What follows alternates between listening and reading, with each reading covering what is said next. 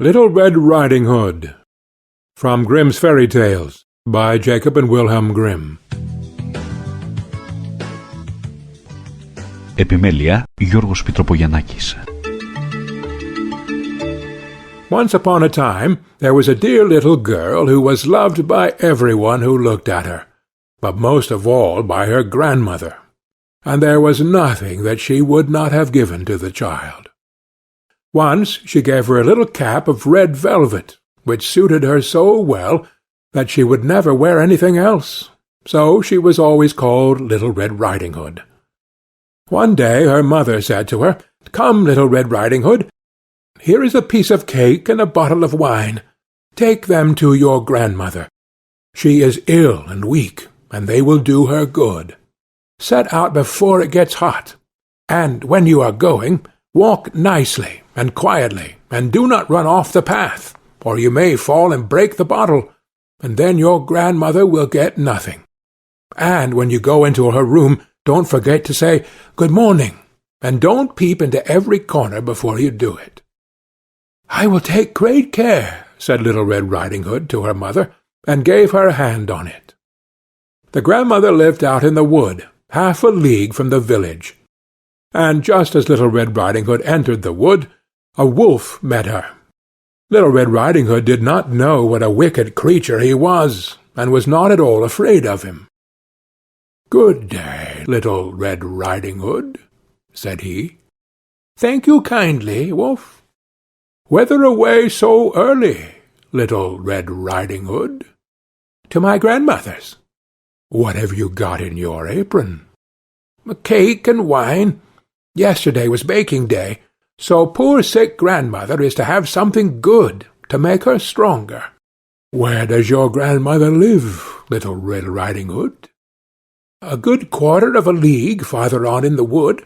Her house stands under 3 large oak trees. The nut trees are just below. You surely must know it," replied Little Red Riding Hood. The wolf thought to himself, "What a tender young creature! What a nice plump mouthful! She will be better to eat than the old woman. I must act craftily, so as to catch both." So he walked for a short time by the side of Little Red Riding Hood, and then he said, "See, Little Red Riding Hood, how pretty the flowers are about here. Why do you not look around? I believe, too, that you do not hear how sweetly the little birds are singing. You walk gravely along as if you were going to school, while everything else out here in the world is merry." Little Red Riding Hood raised her eyes, and when she saw the sunbeams dancing here and there through the trees, and pretty flowers growing everywhere, she thought, "Suppose I take grandmother a fresh nosegay. That would please her too. It is so early in the day that I shall still get there in good time." And so she ran from the path into the wood to look for flowers. And whenever she had picked one, she fancied that she saw a still prettier one farther on, and ran after it, and so got deeper and deeper into the wood. Meanwhile the wolf ran straight to the grandmother's house and knocked at the door. "Who is there?" "Little Red Riding Hood," replied the wolf. "She is bringing cake and wine. Open the door." "Lift the latch," cried out the grandmother. "I am too weak and cannot get up." The wolf lifted the latch, the door sprang open, and without saying a word he went straight to the grandmother's bed and devoured her. Then he put on her clothes, dressed himself in her cap, laid himself in bed, and drew the curtains.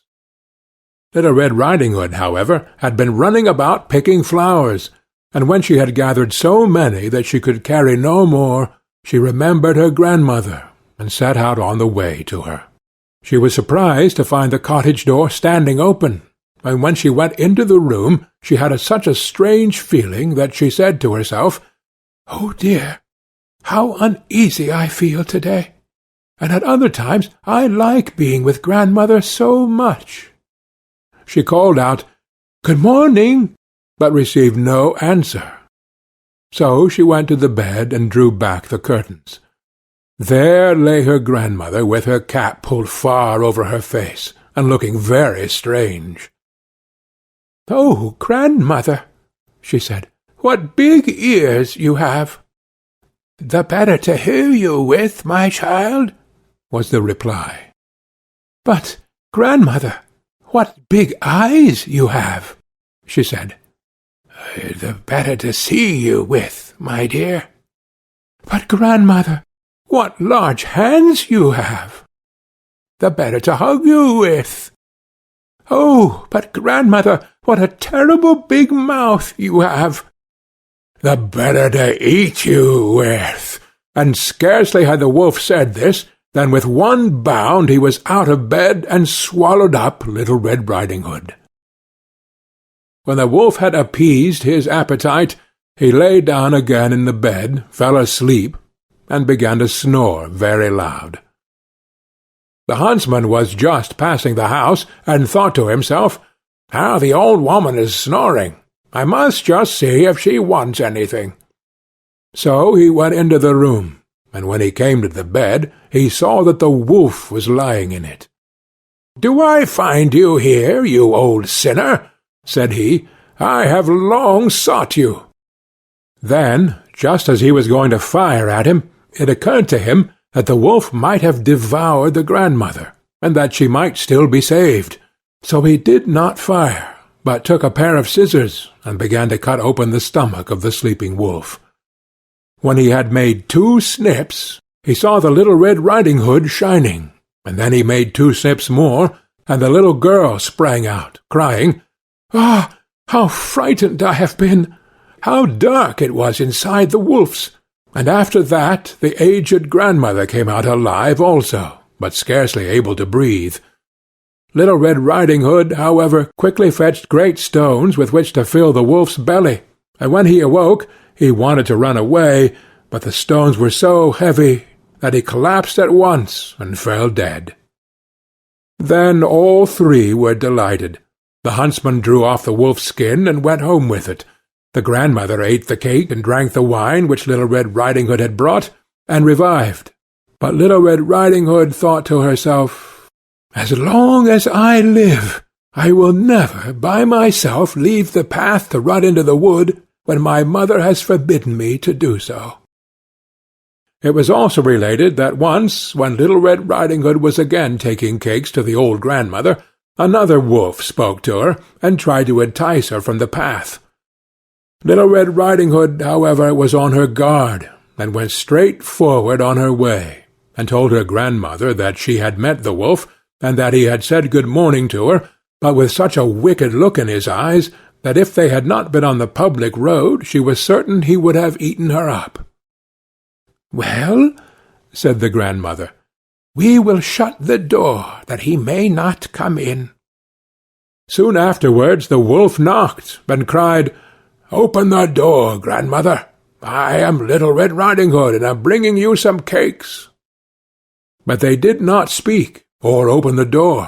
So the greybeard stole twice or thrice around the house, and at last jumped on the roof, intending to wait until Little Riding Hood went home in the evening, and then to steal after her and devour her in the darkness.